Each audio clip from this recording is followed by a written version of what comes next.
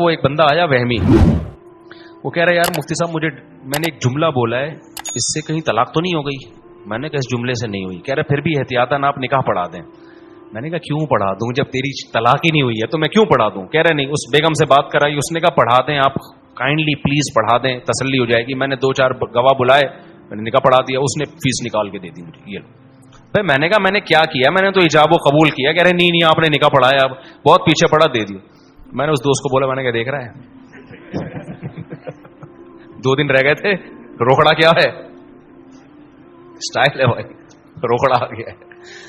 اچھا, جب میں نے دوسری شادی کا ارادہ کیا نا تو مجھے اس ہوٹل کے پراٹھے شروع سے اچھے لگتے ہیں. پراٹھے میں گھر کے نہیں کھاتا تھا, ہوٹل سے ہی کھاتا تھا.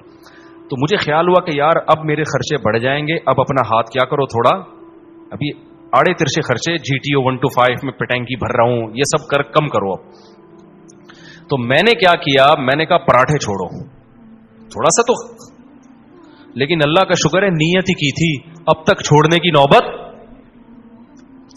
اب تک نہیں نوبت آئی.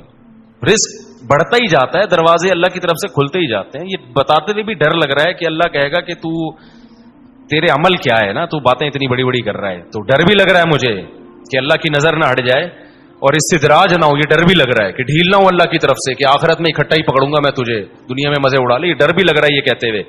لیکن حقیقت میں آپ کو بات بتاؤں, میں صحیح ہوں یا نہیں ہوں, لیکن وَمَن يَتَوَكَّلْ عَلَى اللَّهِ فَهُوَ حَسْبُهُ. یہ شادی بچے یہ توکل پہ ہوتے ہیں, یہ روکھڑے پہ نہیں ہوتے. جنہوں نے روکھڑے کو دیکھا ہے نا, ایسے کروڑ پتی لوگوں کو جانتا ہوں جن کی ایک بھی نہیں ہے. وہ کہتے ہیں 1 کروڑ میں گزارا کہاں ہوتا ہے ہمارا مولوی صاحب, صرف 1 ارب روپے کہاں گزارا ہوتا ہے مولوی صاحب. ایسے لوگ ہیں دنیا میں.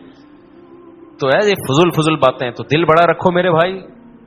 ہمارے نبی کی خدمت میں صحیح بخاری کی حدیث ہے, ایک خاتون آئی, انہوں نے عرض کیا یا رسول اللہ میں آپ سے نکاح کرنا چاہتی ہوں. آپ نے ارادہ نہیں کیا. ایک صحابی اٹھے, انہوں نے کہا یا رسول اللہ میرا نکاح کرا دیں. آپ نے فرمایا تمہارے پاس کیا ہے؟ انہوں نے کہا اس لنگوٹ کے علاوہ کچھ بھی نہیں ہے.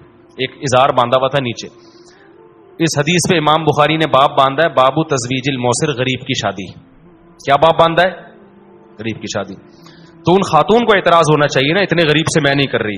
ان خاتون کو اعتراض نہیں تھا. اس سے پتہ چلتا ہے بعض دفعہ انتہائی غریب کو بھی اپنے سے بھی کوئی غریب مل جاتی ہے. خاتون انکار کر سکتی ہیں, بھائی میں نے اتنے غریب سے نہیں کرنی, لیکن بعض دفعہ آپ کی 50,000 میں ایسی مل سکتی ہے آپ کو جو بہت تھوڑے پہ کیا ہو, راضی ہو جائے. آپ تلاش کریں گے, لیکن مائنڈ بہت اونچے ہیں نا لوگوں کے. غریب سے کرنی نہیں ہے, مالدار سے کر کے پھنس جاتے ہیں. کہتے ہیں مفتی صاحب نے تو کہا تھا 50,000 میں گزارا ہوتا ہے, میں نے ڈیفنس سے کر لی ہے, اب یہ 50,000 کیا اس کے تو گٹکے